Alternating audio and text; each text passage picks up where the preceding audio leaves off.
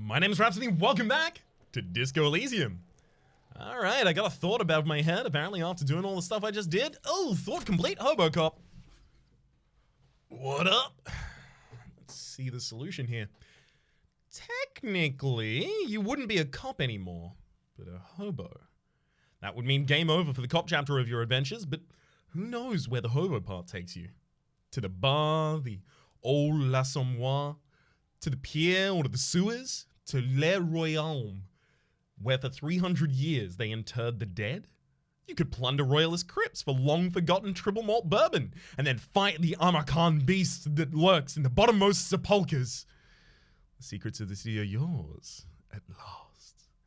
Reveals extra special collector's edition Tare bottles on the map, as well as more money from selling Tare, and learning cap for shivers is increased to 6. I need some more thoughts. I want to go get me some thoughts. Anyone got some thoughts for me? I'm on the thought patrol. Please. Have I got a thought about the street? That gonna make me think? Nope. Alright, gotta go find something else to think about.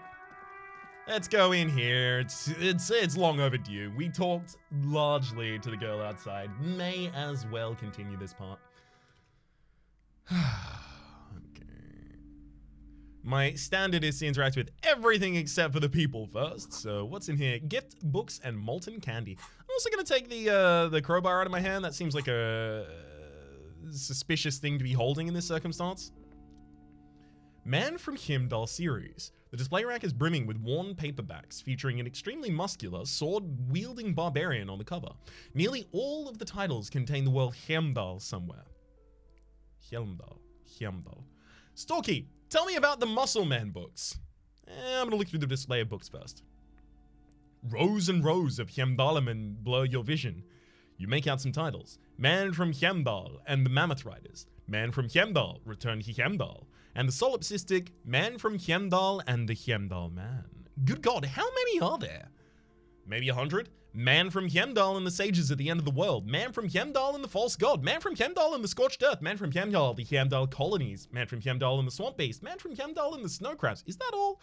Not even close. Man from Heimdall in Hell. Man from Heimdall in the Forest of Slaves. Man from Heimdall Under the Lake. Man from Heimdall, Heimdall Building. There's even The Trial of Death, a Pasternal combat game book set in the world of Heimdallaman, and so much more.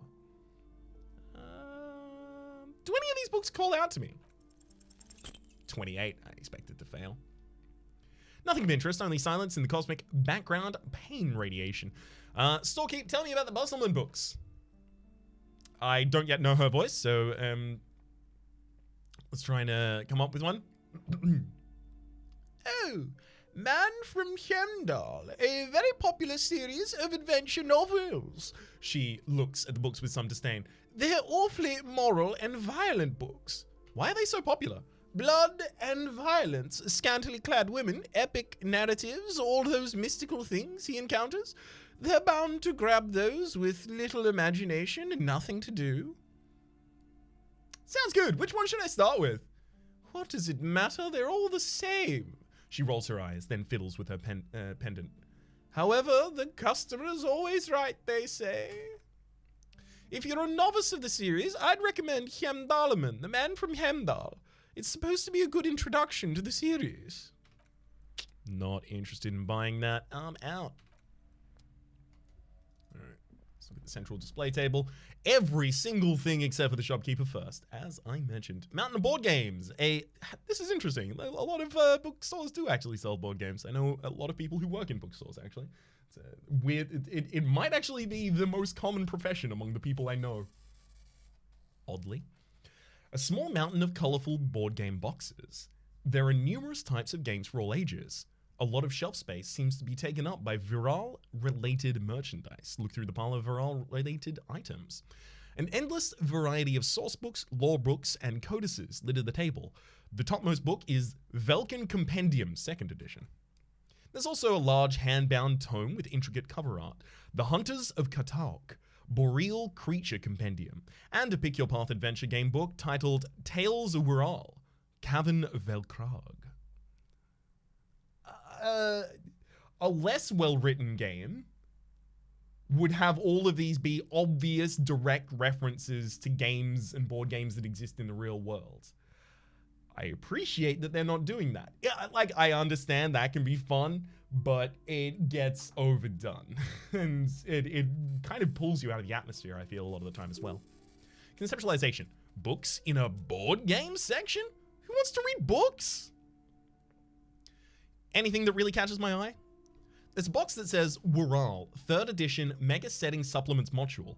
The side panel notes a fantastic adventure board game. New maps and miniatures. A sticker on the side displays 25 real. Logic. That price is steep, but then it's a 3rd edition Mega Setting Supplement, so it makes sense. Storekeep, what kind of board games do you have here? Wonderful board game, sir. The Viticulturalist is a classic, sure. Or perhaps you'd like the Archipelagos of Insulin. It's a very educational game for those interested in geography. Rollbritter is a fun game of economic competition, which means it can get quite intense after a while. We have games for the whole family. You can play with your children. Inland Empire. Who are you going to play board games with? Do you have friends or family? Do I have friends? Look at the lieutenant. Inland Empire. Are you actually friends or just colleagues thrown together by circumstance?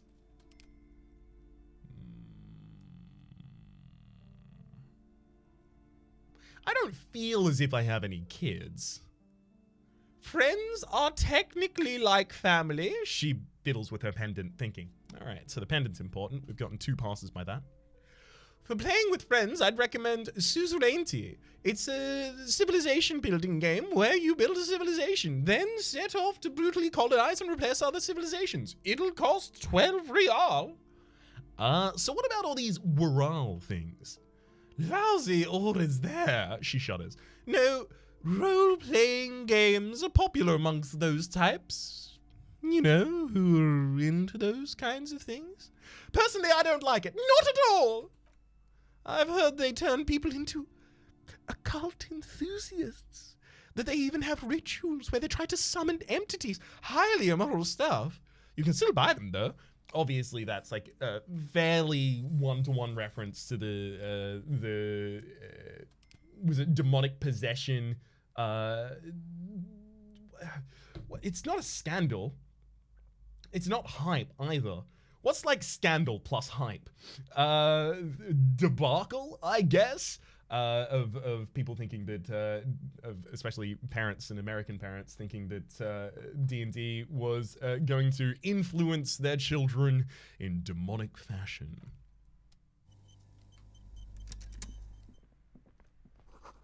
Old sports magazines, tucked away in a dark corner. This book collects the national recipes of ardor. They're all about lake trout. Whoop. That's a place you don't want me to go. I need to know what's in it. Close curtains. You see a set of tattered curtains blocking the way to another room. A strange cage-like trinket dangles from the curtains. Excuse me, officer. The back room is strictly for employees only. I wasn't super far. It's just I have to put the English and breckiness a little bit out of my voice. Shopkeeper, what's behind the curtains? Nothing. Now please go back to browsing books. She fiddles with her pendant. Don't you feel compelled to look at the books? The books are all you care about. Conceptualization. She speaks almost as if she's trying to put a spell on you, urging you to buy more books. Oddly enough, the more she tries to draw you away from the curtains, the more alluring they become. Examine the strange cage-like trinket. You see some kind of charm, an irregular polyhedron assembled from bones, sticks, and straws. Inside, a disturbing fish head with empty eye sockets stares at you. From the looks of it, it's a traditional Seminoles ward, meant to provide protection against ill luck, bad dreams, curses, and other supernatural scourges. And who are the Seminoles, Encyclopedia? Inhabitants of Ile de Fantôme, the Seminine Islands down south. Aside from poking at it, suspiciously, there is nothing else you can do with the fish head charm at this time. At this time. Interesting. The curtain remains shut before you. I'm gonna ignore the curtains for now. We'll have a conversation about the curtains in just a moment. And also about the fact that you clearly seem to be trying to influence me with some sort of dark magics.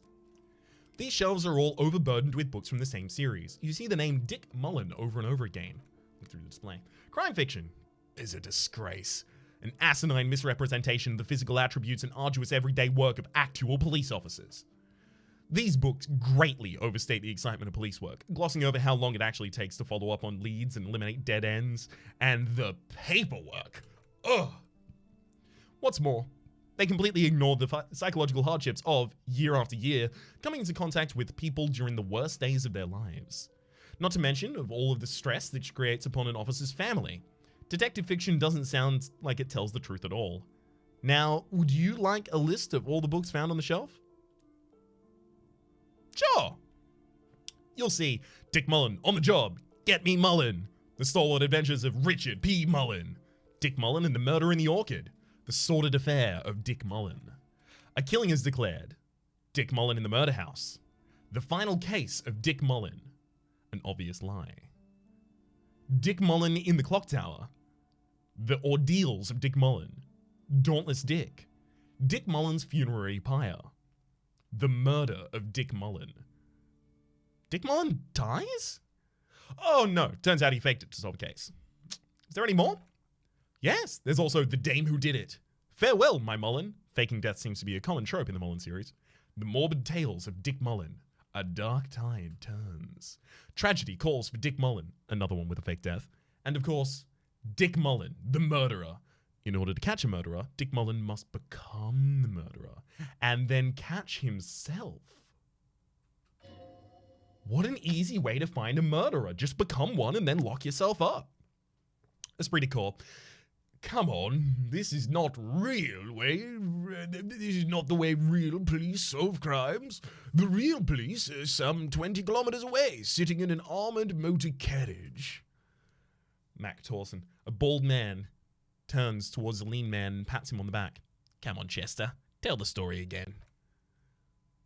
This is a sight into the police officer. Into the police precinct. We knew that Esprit de Corps gives us the ability to have like side visions of what's happening in the precinct, so. Again? Man, I tell that one at least once a month. It's not that interesting, Chester replies.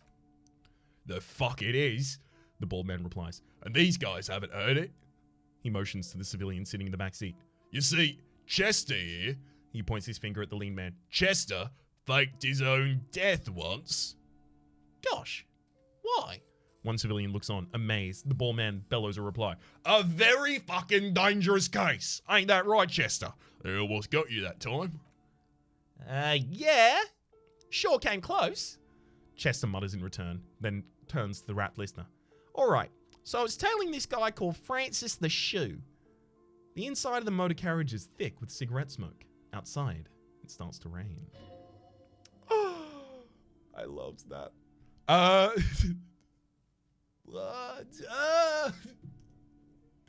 It paints such a vivid sorry, I'm gonna try and like not just squeal about how much I enjoy the game constantly, because then like the whole series just gonna be me doing that and I won't even have any time to read the text.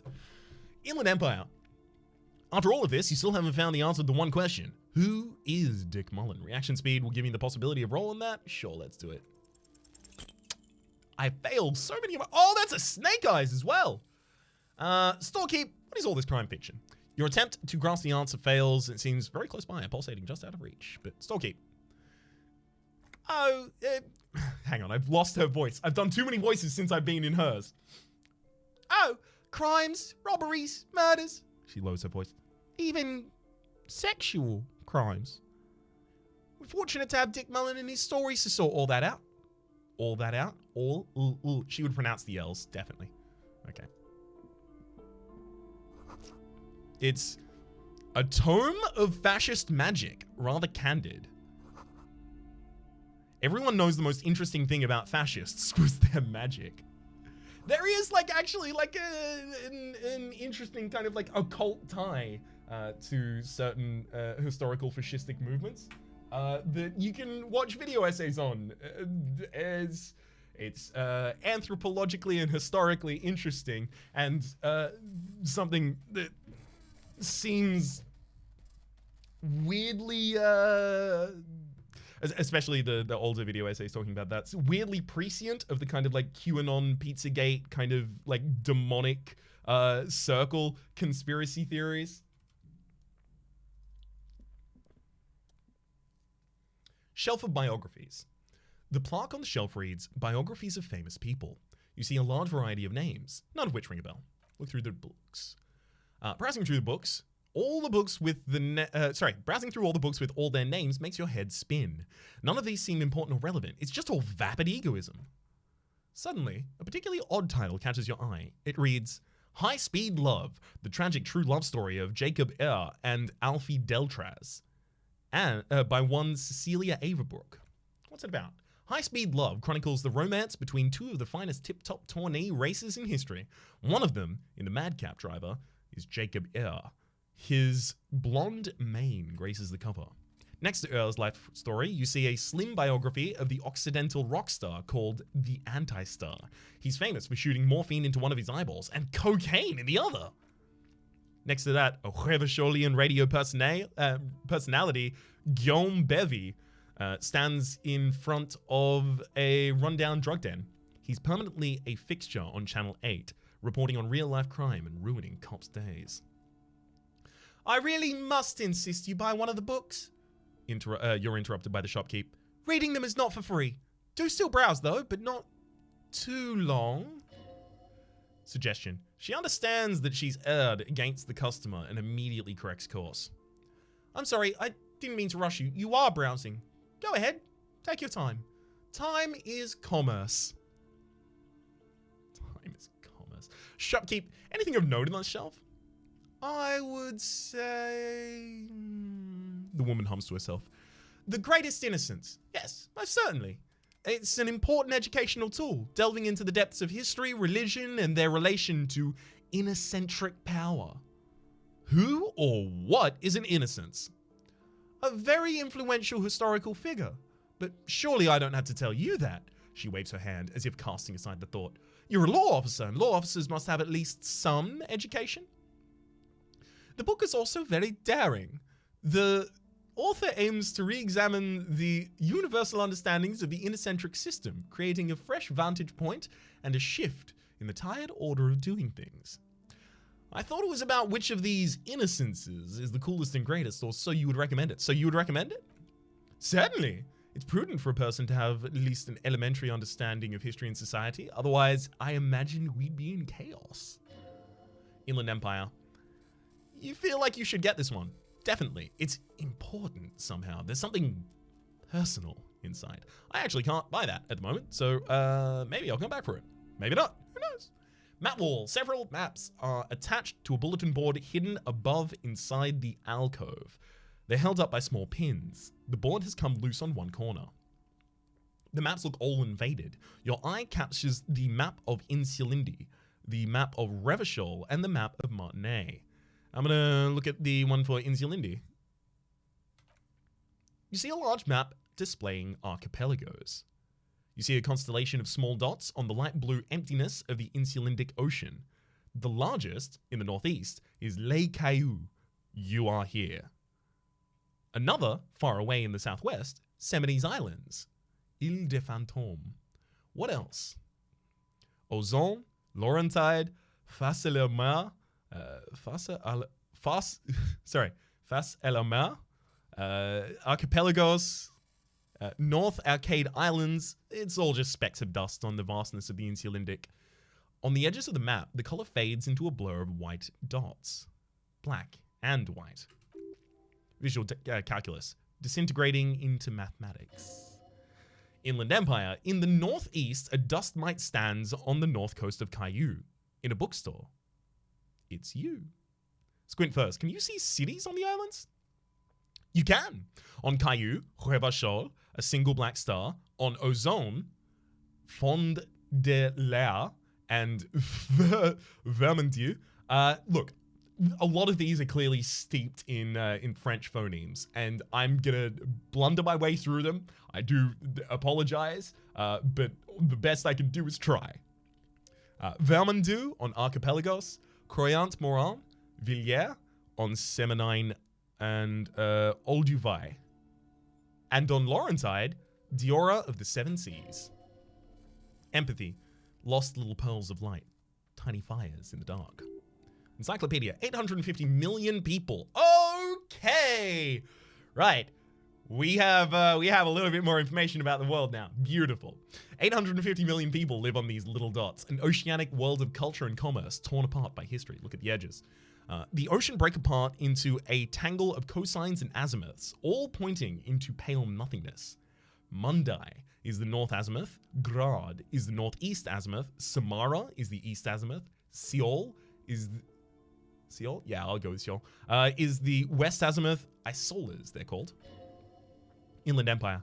Connections to other worlds. Words past the Insulindian, known to you. See, there are a couple misspellings in this game, like connections to other worlds. Words past the Insulindian, unknown to you. You only know you've never been there. That's worlds, probably. And a couple of my trip-ups are not my fault. They're me reading a word and going, hang on, I need to correct that word before I start reading it. Encyclopedia. You have little idea what they are. Distant stars? Gods? But looking at them makes you feel almost non-existent. Whatever they are, the Isolas are immeasurably large compared to you. And very, very far away. Conceptualization. This is impossible and it's a failure. In fact, we had an impossible failure on Encyclopedia as well. Perhaps they are gods. Gods of distance and other dust. Look at the map of Revachol. The north coast of the Verdant Island is shattered by the delta of a river. It is the river Esperant. Countless bridges put the shards back together, connecting city blocks to the river islands. Oh, the writing. La Delta says a great artificial heart in the center, teeming with life forms in construction. To the east, rolling hillsides. Le Jardin, Stella Marie, the suburbs of Saint-Baptiste, swallowed up by the megacity. They sound rich to you. This is Revachol East. And west of the river? Coron. It's somewhere to live. Not bad. Then there's Jamrock. It's bad. People shouldn't live there. But they do. Then Forbog. It's almost as bad. And much larger. Then Coal City. It's the worst. And Martinez? It's so small you can't even see it on the map. No, there it is. North of Jamrock, the strip of the coast next to the greater Revachol industrial harbor. It looks downright despondent. It's almost Coal City, to be honest. Volition. No. This is somewhere to be. This is all you have, but it's still something. Streets and sodium lights, the sky, the world.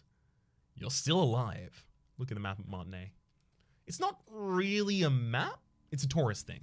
A picture postcard with buildings on it, drawn from the isometric perspective. A date in the upper right corner says dash 40, or apostrophe 48. Still, it's detailed. Could be pretty useful for scouting ahead. You see the jagged boxes of the industrial harbor. Even the whirling in rags is there.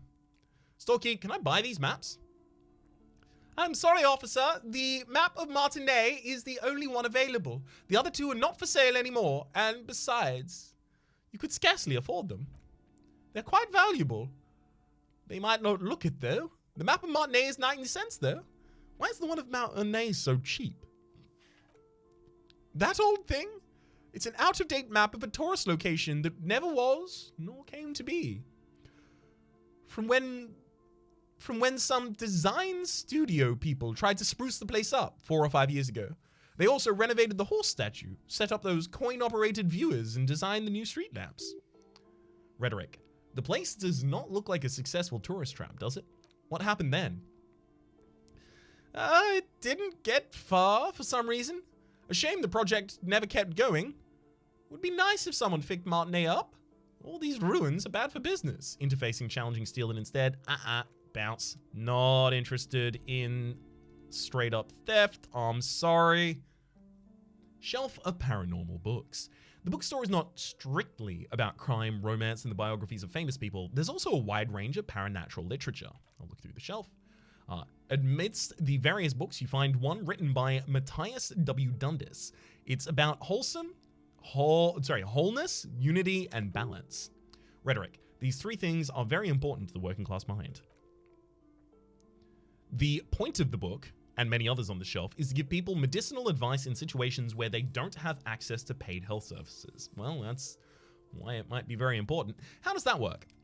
It serves platitudes, while also telling everyone that traditional medicine, the kind people don't have access to and which costs more than this book, is garbage, and would only give you cancer anyway, without even curing your cold or anything. Wholeness, unity, balance, on the other hand, can basically take care of everything. Though it is important to note, when it's up to your mind to heal yourself, then it's because of your mind that you're ill in the first place. Does the book say anything else?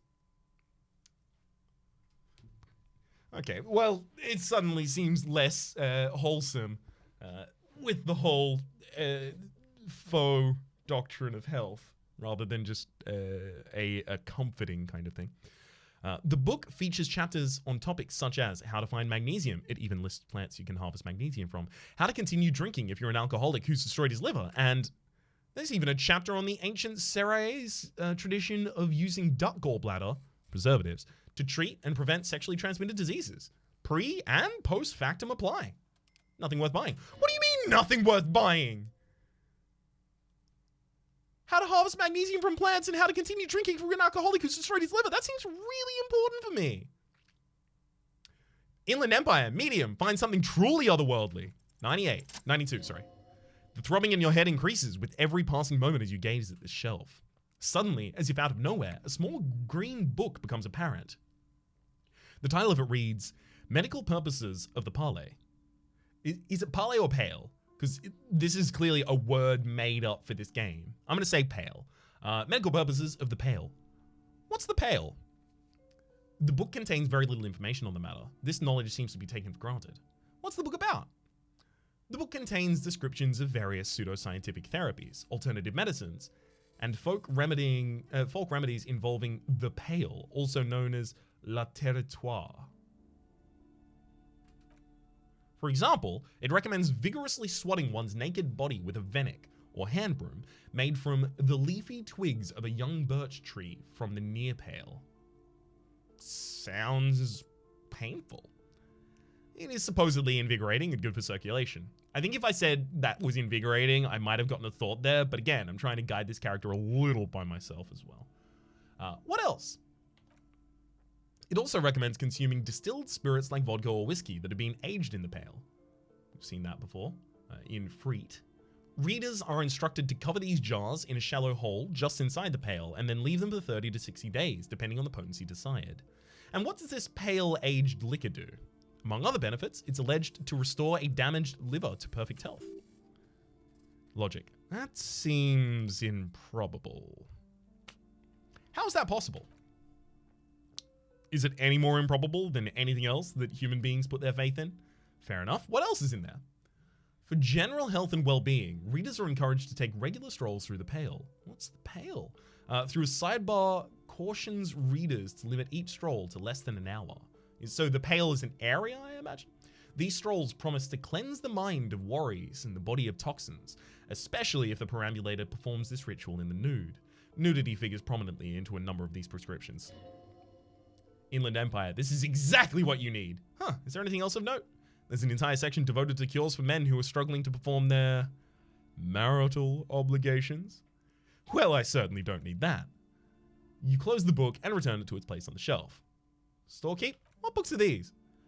Sir, please, no browsing in that shelf. She narrows her eyes. That wisdom is not for free.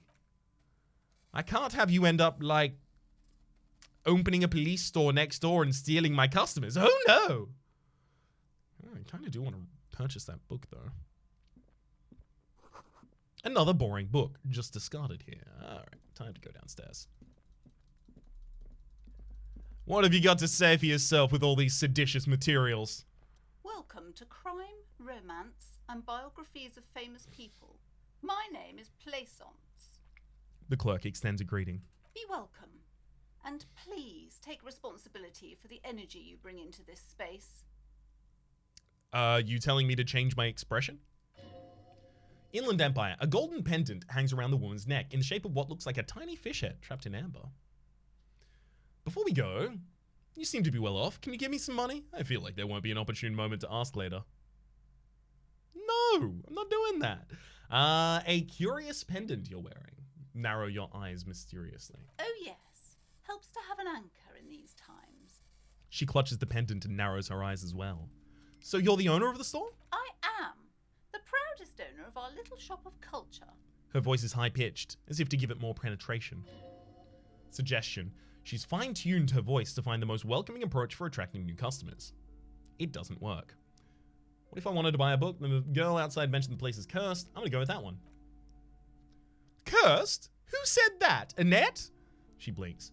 I will have a word with her. This place is not cursed. It has a robustly magnetic energy. Good for commercial activity. My business is thriving, sir. Rhetoric. What in God's name is she talking about? Empathy. Doesn't feel like it's thriving. Feels ghostly. Your daughter is the one standing outside the store, right? Annette, yes. My daughter. I hope she wasn't slacking off again with her nose in science fiction. Tell me, was she at her post, doing her job like a proper girl? Of course. Wonderful. Did you talk to her? Yes. Great. On a scale of 1 to 10, how compelled were you to buy books after talking with her? Empathy. Her opinion of her daughter depends on how well she lured you into the store. So, especially for certain like what are they called? Like the gig economy industries. Unless there's like giant malfeasance, like something has not turned up or everything is completely damaged, I will always rate 5 stars because I understand people's jobs and livelihoods depend on it.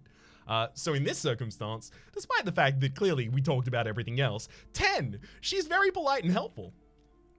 My precious, her dedication brings joy to my heart. She's immensely satisfied with the answer. If you have children, I hope they turn out to be as great as my Annette.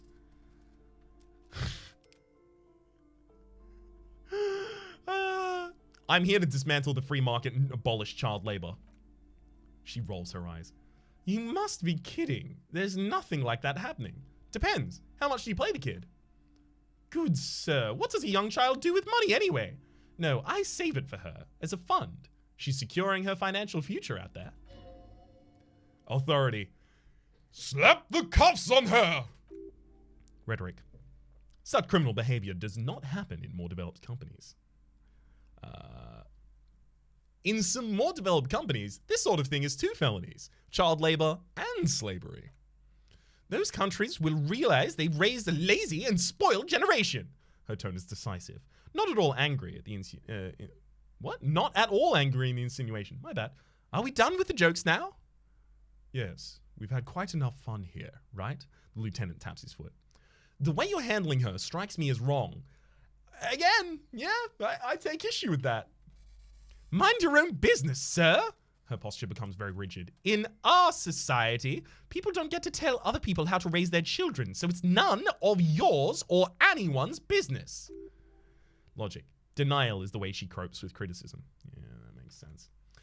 Let's change the subject. The woman before you scans the store. Her shoulders rigid and tense. Every now and then, she nudges her glasses.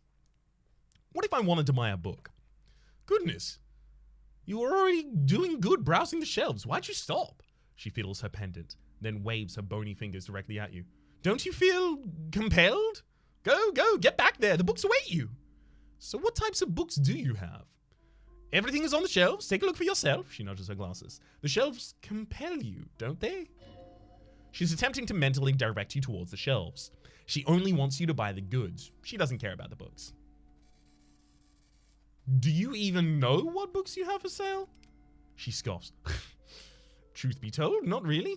My sister brings in most of the goods. I'm sure it's all very literary stuff with well-written prose. But you don't learn about the important things in life from fabricated stories. Wait, shouldn't a shopkeeper know about her wares? I provide a valuable service. As long as people buy books, I'm fine. She waggles her bony fingers at you. Well, they don't appear to be buying books, so don't shopkeepers have to know about their wares? Or, where do you learn about the important things then? The truth is available if you know just where to look. And you have to have open and free your mind to understand. She looks at you cryptically. Okay, I'll take another look then. She smiles and nods, looking relieved. Psst. Rhetoric. Psst. I'm gonna look around. Hey, psst. Hey, you! Who, me? Yeah, you! Word on the street is that you're already... Yes, you! Word on the street is you're ready to start building communism again. Again? Yeah. You're ready to start building communism again. You built it before. They've built it before. Hasn't really worked out great, but neither has love. Should we stop building love too? Love worked out really well for me. I'm a love winner. Can't argue with that. So what about all the communism you promised to build? Word on the street is you've woken up from 1,000 years of slumber, promising to erect a version of communism many times greater than any attempted before. Is that true? How comes there's word on the street? You keep saying things like, down with the bourgeoisie, eat the rich, sodomize the landowners, impale all people who have more than 25 real in their pocket, literally murder all human beings regardless of their political beliefs, that kind of stuff. I've said some mildly left-wing things, but none of those. Oh yes, the mask of ambivalence. Don't deny it. You're about to rip it off and reveal the monstrous seven-eyed lamb of global communism that will devour and masticate mankind.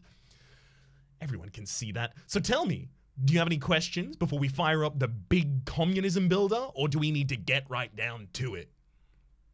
Wait, first, what's this communism even about?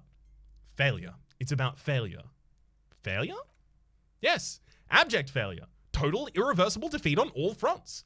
Absolutely vanquished, beaten, curb-stomped, and pissed on. Until you came along.